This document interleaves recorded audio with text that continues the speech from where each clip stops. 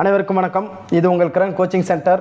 டிஎன்யூஆர்பி 2025க்கான sub inspector மற்றும் பிசிக்கு வந்து நாங்கள் ஆன்லைன் டெஸ்ட் பேட்ச் கண்டக்ட் பண்ணியிருக்கிறோம். டிஸ்கிரிப்ஷன் கீழே வாட்ஸ்அப் லிங்க் தரேன், அதில் ஜாயின் பண்ணுங்கள். மற்ற டீட்டெயில் எல்லாத்தையுமே நாங்கள் சொல்லுவோம். இப்போ இந்த வீடியோ எதுக்குன்னா சுற்றுலான்றது ரொம்ப ரொம்ப முக்கியமான படம். டிஎன்யூஆர்பியை பொறுத்த வரைக்குமே சில லெசன்ஸ் எல்லாம் ரொம்ப ரொம்ப முக்கியமாக படிக்கணும். ஏன்னா அதில் வந்து கம்பல்சரி ஒரு கேள்வி கேட்டுக்கிட்டே இருப்பாங்க. அப்படி நீங்கள் ரொம்ப ரொம்ப முக்கியமாக படிக்க வேண்டிய ஒரு லெசன் என்னென்னா இந்த சுற்றுலா தான். அதில் நிறைய பேர் கேட்ட விஷயம் என்னென்னா, சார் எங்களால் இதை ஞாபகம் வச்சுக்க முடியல, நாங்கள் அடிக்கடிக்கு மறந்துடுது, நான் எத்தனை வாட்டி படித்தாலும் என்னால் இதை சரியாக ஞாபகம் வச்சுக்க முடியல அப்படின்னு நிறைய பேர் மெசேஜ் பண்ணாங்க. அதுக்காக இந்த வீடியோ எதுக்குன்னா, இப்போ அதெல்லாம் ஈஸியாக எப்படி ஞாபகம் வச்சுக்கலாம், ஷார்ட்கட்டு எப்படி இங்கே நீங்கள் எந்த லெவலில். இப்போ இந்த வீடியோ ஃபுல்லாக பார்த்தீங்கன்னா இந்த பாடத்தில் இருக்கிற உங்களுக்கு அந்த கொஷின்ஸ் எல்லாமே ஈஸியாக ஞாபகம் வரும். அந்த அளவுக்கு ஈஸியாக இருக்கும். இதான் நாங்கள் வந்து டெஸ்ட் பேட்சை பொறுத்த வரைக்குமே நாங்கள் மெட்டீரியல் உங்களுக்கு ஃப்ரீயாக கொடுத்துருவோம். டெஸ்ட் பேட்சுக்கு மட்டும்தான் ஃபீஸ் வாங்குவோம். உங்களுக்கு மெட்டீரியலு எல்லாமே வந்து ஃப்ரீயாக கிடச்சிரும். எக்ஸாம் வரைக்குமே உங்களுக்கு டெஸ்ட்டு கண்டக்ட் பண்ணுவோம். ஜாயின் பண்ண இது ஒரு நல்ல வாய்ப்பு. ஏன்னா இப்போ போலீஸில் வந்து பல்காக வேக்கன்சி வரப்போகுது. எஸ்ஐக்கும் சரி, பிசிக்கும் சரி, எப்படியா இருந்தாலும் கால்ஃபர் வரத்தான் போகுது. அப்படி கால்ஃபர் வந்தால் பல்காக வரத்தான் போகுது. அதனால் அதுக்காக இப்போலேருந்து நீங்கள் படிக்க ஆரம்பித்தா தான் கன்ஃபார்மாக ஒரு போஸ்டிங் வாங்க முடியும். நீங்கள் சும்மா நானும் படிக்கிறேன்ற பேருலலாம் படிக்கக்கூடாது. படித்தா போஸ்டிங் வாங்கணும். அது மாதிரி தான் படிக்கணும். இப்போ பாருங்களேன், சுற்றுலா பயணி என்ற சொல் டூரியன் என்ற பழமையான ஆங்கில சொல், அவ்வளோதான். அப்போ சுற்றுலா பயணின்றது டூரியன் அப்படின்றது ஆங்கிலேயர்கள்லாம் டூருக்கு வருவான்ல, அதான். இதெல்லாம் அப்படியே சும்மா கதை மாதிரி தான் இருக்கும். இதெல்லாம் நீங்கள் அப்படியே படிச்சுக்கங்க. இது மாதிரி தான் இருக்கும் எங்களுடைய மெட்டீரியல். அதாவது ஏன்னா இப்போ உங்களுக்கு வந்து கூற்று காரணம் கொடுக்குறாங்க. டிஎன்பிஎஸ்சி கூற்று காரணம் கூட ஈஸியாக அடிச்சிடலாம். ஆனால் இவங்க கொடுக்குற கூட்டு காரணம் வந்து ரொம்ப டஃப்பாக இருக்குது. அதுக்காக நீங்கள் லைன் பை லைனாக படிக்கணும். அதுக்காக நாங்கள் என்ன பண்ணோம்னா, எதுனாலும் ரொம்ப இம்பார்ட்டண்ட்டாக வாய்ப்பு இருக்கோ அது மாதிரியெல்லாம் உங்களுக்கு நாங்கள் பாயிண்ட்டாக எடுத்து கொடுத்துருவோம். இப்போ பாருங்களேன், விண்வீழ் விளையாட்டு எங்கே இருக்குன்னா ஆஸ்திரேலியாவில் இருக்குது. விண்வீழ் விளையாட்டு எந்த நாட்டில் நடக்குதுன்னு கேட்பாங்க. ஆஸ்திரேலியாவில். ஆசியா விண்வெளியில் வந்து வீழாத ஞாபகம் வச்சுக்கணும். ஆசியா விண்வெளியில் வந்து விழுந்துடாத, ஆசியா விண்வெளியில் வந்து விழுந்துடாத அப்படின்னு ஞாபகம் வச்சுங்க. ஏன்னா அப்படி தான் உங்களுக்கு ஈஸியாக நம்ம இப்போ படிக்குள்ள உங்களுக்கு கரெக்டாக தெரியும் விண்வெளினா ஆஸ்திரேலியான்னு. ஆனால் அது போக போக எல்லாமே நம்ம மனிதர்கள் மறதி இருக்கத்தான் செய்யும். அது நாம் எப்படி வந்து நம்ம அதை அந்த கற்றலில் சிறந்தது கற்றது மறவாமை. அப்படி நம்ம கற்கிறத மறக்காமல் இருக்க என்னென்ன பண்ணணும் அது எல்லாத்தையுமே நம்ம பண்ணின்னு இருக்கோம். இப்போ இதெல்லாம் வந்து அப்படியே நீங்கள் படிச்சுக்கலாம், ஒன்றும் கிடையாது. இப்போ பாருங்கள், இதில் முக்கியமானது என்னென்னா, இதை பாருங்கள், சாரநாத் யூபியில் இருக்குது, வாரணாசி யூபியில் இருக்குது. இதெல்லாம் தெரியணும். வாரணாசி எந்த மாநிலம் அப்படின்னு தான் உங்களுக்கு அது மாதிரி தான் சிம்பிளாக தான் கேட்பாங்க. வைஷ்ணவி தேவி கோவில் வந்து எந்த மாநிலத்தில் இருக்குதுன்னு கேட்பாங்க. ஜம்மு காஷ்மீர். புரியுதுங்களா? வைஷ்ணவி கோயிலுக்கு போகணுன்னா காசு வேணும். வைஷ்ணவி கோயிலுக்கு போகணுன்னா காசு வேணும். காசுனா காஷ்மீர். புரியுதுங்களா? வைஷ்ணவி கோயிலுக்கு போகணுன்னா காசு வேணும். அப்படி தான் ஞாபகம் வச்சுக்கணும். இப்போ ஜெயின் பிரான்சிஸ் சேவியர் தேவாலயம் கோவா. புரியுதுங்களா? கோவத்தில் செயினை பிடிச்சி பிரான்ஸுக்கு போகாதன்னு ஞாபகம் வச்சுங்க. கோவத்தில் செயினை பிடிச்சி பிரான்ஸுக்கு போகாத அப்படின்னு ஞாபகம் வச்சுக்கணும். இதெல்லாம் உங்களுக்கு தெரியும், பார்க்கல ஈஸியாக இருக்கிற மாதிரியே தெரியும், ஆனால் மறந்துடுவீங்க. இதெல்லாம் வந்து உங்களுக்கு எப்பயுமே மறக்காது. அமிர்தசரஸ் பாருங்கள், அமிர்தசரஸ் பொற்கோயில், அது உங்களுக்கு தெரியும். பஞ்சாப் தானே அந்த சீக்கியர் பிரச்சனையே வந்தது. அதுக்கப்புறம் இதில் முக்கியமானது ஒன்றும் இல்லை. இதை பாருங்கள், நைனிட்டால் வந்து உத்தரகாண்ட். நைனிட்டால் எந்த மாவட்டத்தில் இருக்குதுன்னு கேட்பாங்க, எந்த மாநிலத்தில்? உத்தரகாண்ட். டாலாக இருக்கிறவனை பார்த்தாலே காண்டாவது ஞாபகம் வச்சுங்க. டாலாக இருக்கிறவனை பார்த்தாலே காண்டாவது அப்படின்னு ஞாபகம் வச்சுங்க. அப்போ டாலாக இருக்கிறவனை பார்த்தாலே காண்டாவதுன்னா டால்னா நைனிட்டால், காண்டுனா உத்தரகாண்ட். இப்படி தான் நீங்கள் ஞாபகம் வச்சுக்கணும். அப்போ இந்த வீடியோ ஃபுல்லாக பார்த்தீங்கன்னா உங்களுக்கு எல்லாமே ஈஸியாக ஞாபகம் வந்துடும். இதெல்லாம் நோட் பண்ணி வச்சுக்கோங்க. அப்படியே டார்ஜிலிங் வந்து மேற்கு வங்காளம். டார்ஜிலிங் உங்களுக்கு தெரியும். டார்ஜிலிங் வந்து மேற்கு வங்காளம். அடுத்தது ஸ்ரீநகர், அதில் இருக்குது. ஷில்லாங் பாருங்கள், ஷில்லாங்கும் உங்களுக்கு தெரியும், ஏன்னா மேகாலயா. ஷில்லாங். சிம்லா வந்து இமாச்சல பிரதேஷ், இமாச்சலம். சிம்லா பாக்கு போட்டால் சல்லுன்னு இருக்குதுன்னா போச்சுங்க. சிம்லா பாக்கு போட்டால் சல்லுன்னு இருக்குது. சல்லுனா இமாச்சல். சிம்லா பாக்கு போட்டால் சல்லுன்னு இருக்குது அப்படின்னு ஞாபகம் வச்சுங்க. சிம்லா பாக்கு போட்டால் சல்லுன்னு இருக்குது அப்படின்னு ஞாபகம் வச்சுங்க. அடுத்தது பாருங்கள், மூணாறு கேரளான்னு உங்களுக்கு தெரியும். காங்டாக் வந்து சிக்கிம். காங்கேயன் காலை இருக்குல்ல, காங்கேயன் காலைக்கிட்டே சிக்கிட்டான். அப்படின்னு ஞாபகம் வச்சுங்க. காங்கேயன் காளைக்கிட்ட சிக்கிட்டான், காங்கேயன் காளைக்கிட்ட சிக்கிட்டான் அப்படின்னு ஞாபகம் வச்சுங்க. காங்கேயனா காங்கடா, சிக்கிட்டானா சிக்கிம்.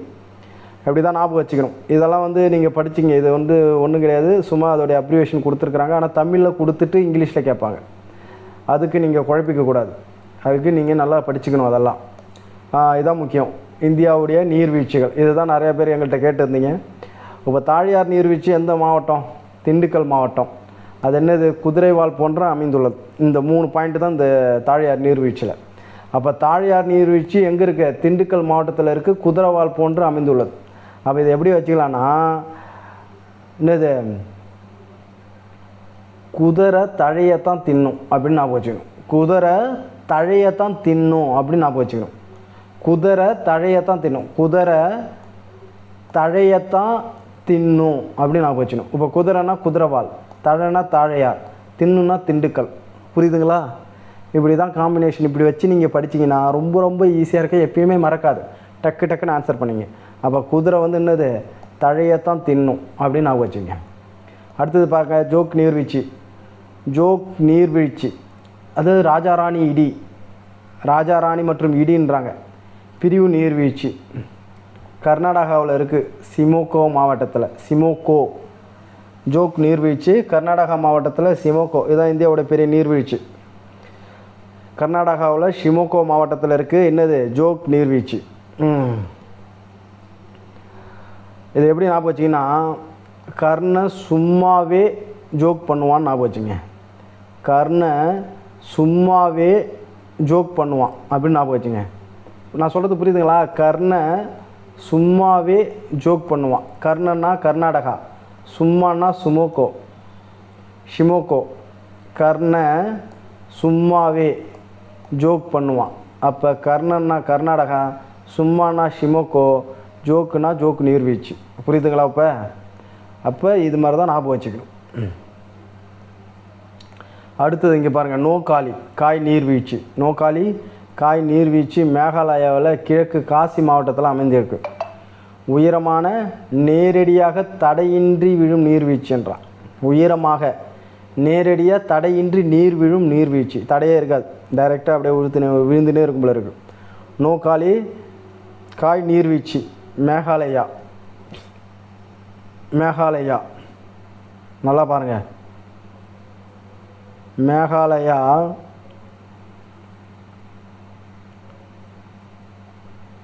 மேகாவில் காலி போகிறதுக்கு நோ சொல்கிறாங்க அப்படின்னு ஞாபகம் வச்சுங்க. மேகாவில் அது சார் மேகாலயாவில் மேகாலயாவில் காலி போகிறதுக்கு நோ சொல்கிறாங்க, நோ காலி அப்படின்னு ஞாபகம் வச்சுங்க. எல்லாம் இப்படி ஞாபகம் வச்சுங்க, நோ காலி மே காலி அப்படின்னு ஞாபகம் வச்சுங்க. ஆமாம், இது கரெக்டாக இருக்கும். நோ காலி மே காலி அப்படின்னு ஞாபகம் வச்சுங்க. நோ காலி மே காலி, நோ காலி மே காலி. மேகாலினா மேகாலயா. நம்மளுக்கு அது தேவை வந்து அந்த ஒரு ஷார்ட்கட்டு வைக்க ஒரு இன்ச்சு பாயிண்ட் கிடைச்சா போதும், அதுதான். அதை வச்சு நீங்கள் ஈஸியாக மனப்பாடம். இப்போ மேகாலி அப்படின்னா மேகாலயான்னு உங்களுக்கு தெரியாதா? கண்டிப்பாக தெரியும். அப்போ நோ காலி மேகாலி அப்படின்னு ஞாபகம் வச்சுங்க.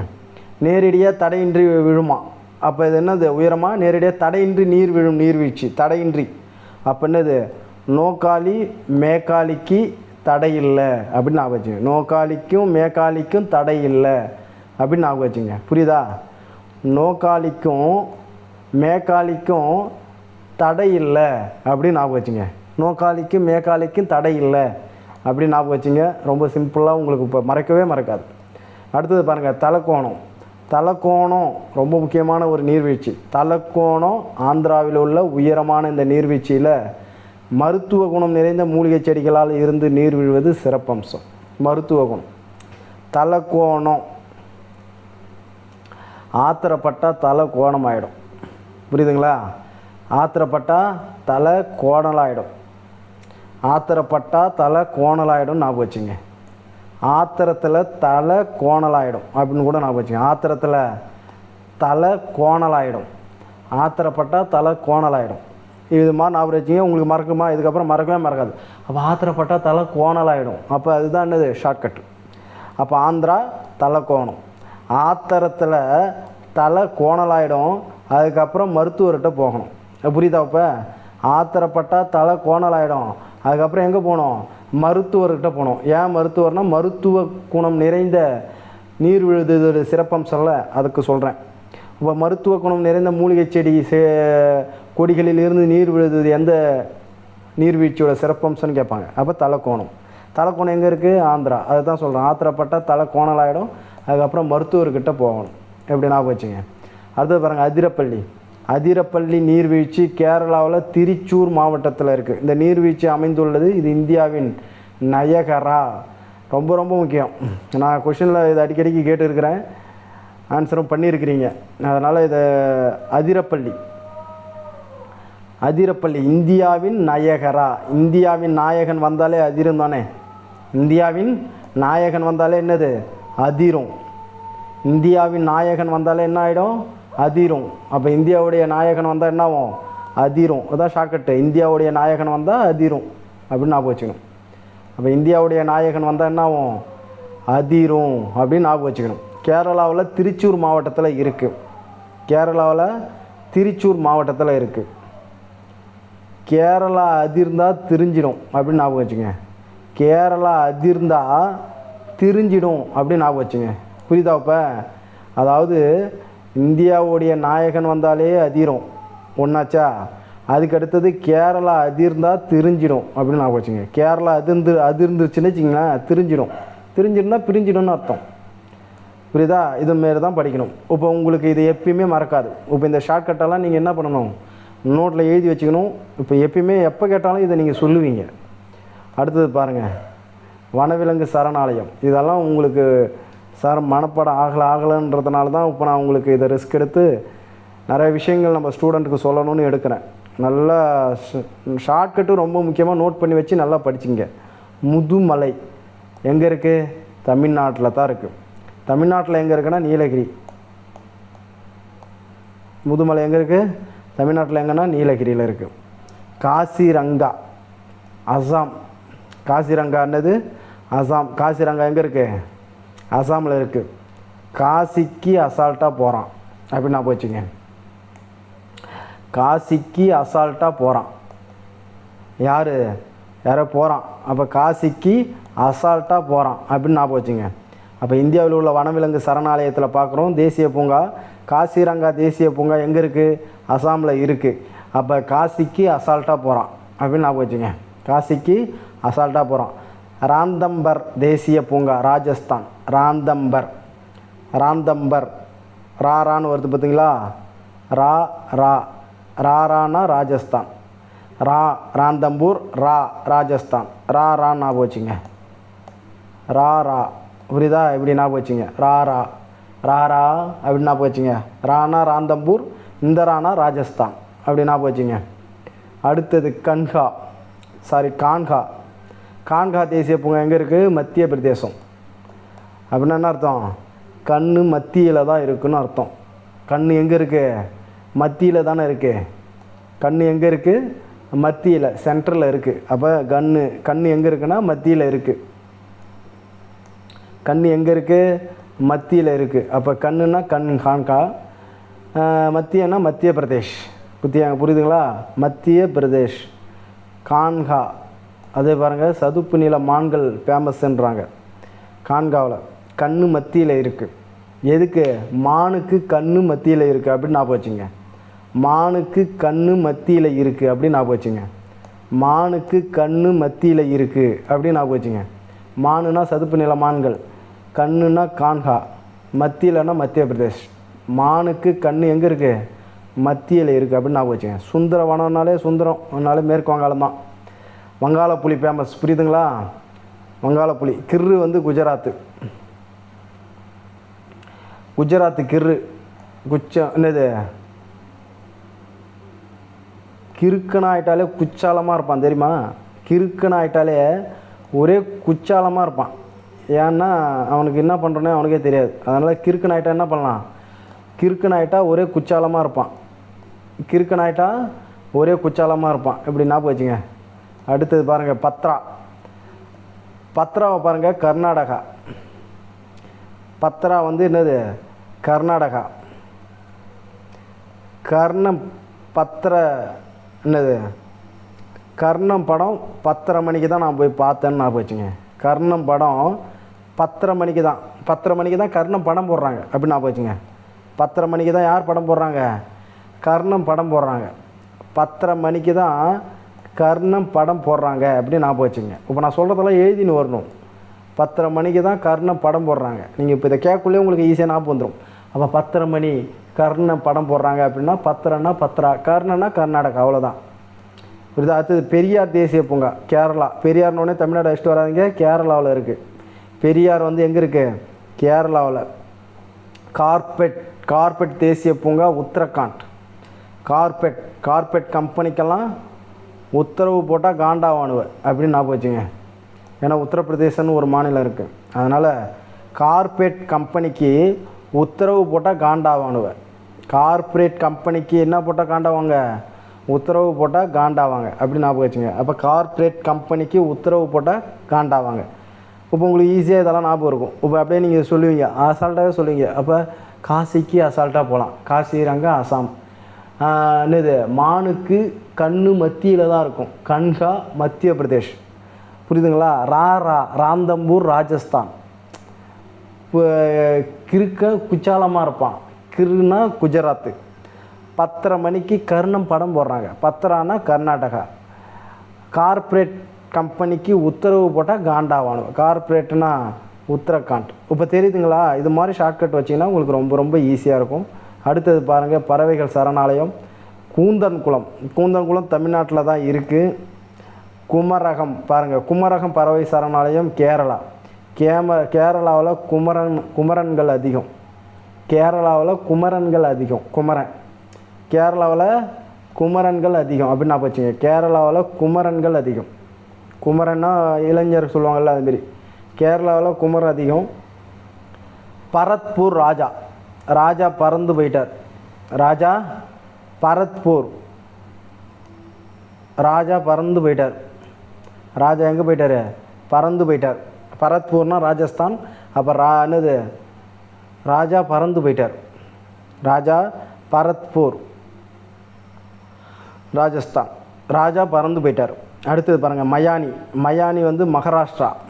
மாமான்னு வருதுங்களா? இங்கே பாருங்கள், இதுவும் மா. அப்போ மயானினா மகாராஷ்டிரா. மா அப்படின்னு ஞாபகம் வச்சுங்க. மா இந்த மா வந்து மயானி, இந்த மா வந்து மகாராஷ்டிரா. மா மயானி மகாராஷ்டிரா அப்படின்னு ஞாபகம் வச்சுங்க. உப்பலப்பாடு பறவை சரணாலயம் ஆந்திராவில். உப்பு சரியாக இல்லைன்னா ஆத்திரப்படுவான். உப்பு இல்லைன்னா ஆத்திரப்படுவான். நல்லா ஞாபகம் வச்சுங்க. இதுக்கு முன்னாடி என்ன சொன்னேன்? ஆத்திரப்பட்டால் தலை கோணலாகிடும். அப்படி மருத்துவம் போகணுன்னு நான் சொன்னேன். தலை கோணம் ஆந்திரா. அதுமாரி உப்பலப்பாடு என்னது? ஆந்திர பிரதேசம். உப்பு இல்லைன்னா ஆத்திரப்படுவான். உப்பு இல்லைன்னா என்ன பண்ணுவான்? ஆத்திரப்படுவான். இப்படி ஞாபகம் வச்சுங்க. அடுத்தது நல் சரோவர். முக்கியமான இது கேட்பாங்க. நல் சரோவர் எங்கன்னா குஜராத். நல் சரோவர் எங்கே? குஜராத். நல் சரோவர். நல்லா சர்வே பண்ணுறவன்லாம் குச்சாலமாக இருப்பான். நல்லா சர்வே பண்ணுறவன் குச்சாலமாக இருப்பான். நல்லா சர்வே பண்ணானா குச்சாலமாக இருப்பான். ஏன்னா அவனுக்கு நல்லா காசு கிடைக்கும். அப்போ நல்லா சர்வே பண்ணானா என்ன பண்ணுவான்? குச்சாலமாக இருப்பான். நல்லா சர்வே பண்ணானா குச்சாலமாக இருப்பான் அப்படின்னு நான் போச்சுங்க. நல்லா சர்வே பண்ணானா குச்சாலமாக இருப்பான் அப்படின்னு நான் போச்சுங்க. உப்பு இல்லைன்னா என்ன பண்ணுவான்? ஆத்திரப்படுவான். உப்பு இல்லைன்னா ஆத்திரப்படுவான்னு சொன்னால அதுமாரி நல்லா சர்வே பண்ணானா குச்சாலமாக இருப்பான். நவாப்கஞ்ச் உத்தரப்பிரதேசம். புரியுதுங்களா? நவாப்கஞ்ச். நவாப் கஞ்சின்னு இருக்குல்ல, கஞ்சி. யூபிக்கு போனால் கஞ்சி மட்டும்தான் கிடைக்கும். யூபிக்கு போனால் என்ன கிடைக்கும்? கஞ்சி மட்டும்தான் கிடைக்கும். நான் போச்சுங்க. யூபிக்கு போனால் கஞ்சி மட்டும்தான் கிடைக்கும். யூபினா உத்தரப்பிரதேஷ். அப்போ யூபிக்கு போனால் என்ன கிடைக்கும்? கஞ்சி மட்டும்தான் கிடைக்கும். யூபிக்கு போனால் கஞ்சி மட்டும்தான் கிடைக்கும் அப்படின்னு நான் போச்சுங்க. அடுத்தது பாருங்கள், ரொம்ப முக்கியமானது. தனுஷ்கோடி தமிழ்நாடு. நீலரத்தின நிறத்தில் காணப்படும் கடல் நீர். நீலரத்தினம், இதெல்லாம் ரொம்ப முக்கியம். நீலரத்தின நிறத்தில் காணப்படும் கடல் நீர் எதுன்னு கேட்பாங்க? தனுஷ்கோடி. இந்த மாநிலத்தில் இருந்தாலும் கேட்பாங்கன்னு கேட்டோம்மா. அடுத்தது பாருங்கள், வர்க்கலை கடற்கரை. வர்க்கலை கடற்கரை எங்கே இருக்குது? கேரளாவில். சூரியன் மறைய காட்சியும் காண ஏதுவான கடல் ஓங்கல் பாறை வர்க்கலை. வர்க்கலை கடற்கரை எங்கே இருக்குன்னா கேரளா. கேரளாவில் வறுத்த கடலை கிடைக்கும். கேரளாவில் வறுத்த கடலை கிடைக்கும். கேரளாவில் சிறப்பே வறுத்த கடலை தான் அப்படின்னு ஞாபகம் வச்சுங்க. கேரளாவில் சிறப்பு என்னது? வர்க்கடலை, அந்த வறுத்த கடலை தான் அப்படின்னு ஞாபகம் வச்சுங்க. தர்கார்லி. தர்கார்லி கடற்கரை எங்கே இருக்குது? மகாராஷ்டிராவில் இருக்குது. தர்கார்லி கடற்கரை. தர்கார்லி கடற்கரை. மகாராஜா காரில் தான் கடற்கரைக்கு போவார் ஞாபகம் வச்சுங்க. மகாராஜா காரில் தான் கடற்கரைக்கு போவார். மகாராஜானா மகாராஷ்டிரா. கார்லின்னு இருக்குது பாரு, அந்த காரை மட்டும் எடுத்துங்க. மகாராஜா காரில் தான் கடற்கரைக்கு போவார், பீச்சுக்கு போவார். மகாராஜா காரில் தான் பீச்சுக்கு போவார் அப்படின்னு ஞாபகம் வச்சுங்க. மகாராஜானா மகாராஷ்டிரா, காரில் அப்படின்னா தர்கார்லி, பீச்சுனா கடற்கரை. தர்கார்லி கடற்கரை எங்கே இருக்குன்னா மகாராஷ்டிரா. அடுத்தது பாருங்கள், ஓம் கடற்கரை கர்நாடகா. கர்நாடகா என்னது? ஓம். அப்போ என்னது?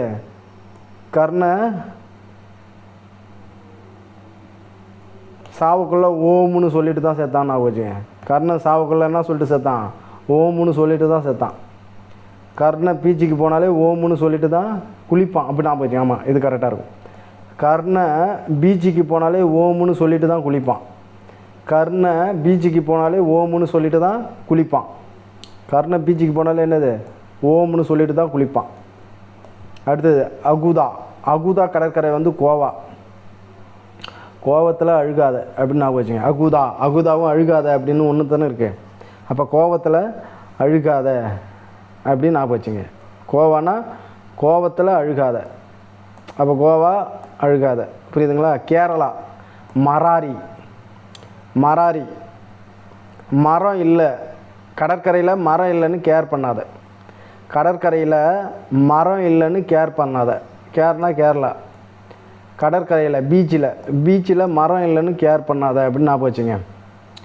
பீச்சில் மரம் இல்லைன்னு கேர் பண்ணாத அப்படின்னு ஞாபகம் வச்சுங்க. மராரி அப்போ கேரளா, மராரினா கேரளா.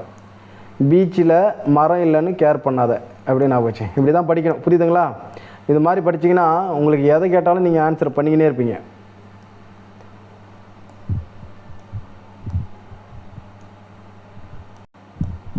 அடுத்த பார்ட்டு நெக்ஸ்ட் வீடியோவில் சொல்கிறேன். ஏன்னா ஒரே வீடியோவை போட்டாலும் நீங்கள் பார்க்க மாட்டீங்க. இப்போ அடுத்த பார்ட் வந்து நீங்கள் கமெண்ட்ஸ் பண்ணுங்கள், நான் நெக்ஸ்ட் பார்ட் போடுறேன். இதை பிடிச்சிருந்தால் லைக் பண்ணுங்கள், மறக்காமல் சப்ஸ்கிரைப் பண்ணுங்கள், உங்கள் ஃப்ரெண்ட்ஸ் எல்லாருக்கும் ஷேர் பண்ணுங்கள். இந்த வீடியோ உங்களுக்கு பிடிச்சிருந்தால் கமெண்ட்ஸ் பண்ணுங்கள், லைக் பண்ணுங்கள். நெக்ஸ்ட் வீடியோவில் பார்ப்போம். தேங்க்யூ.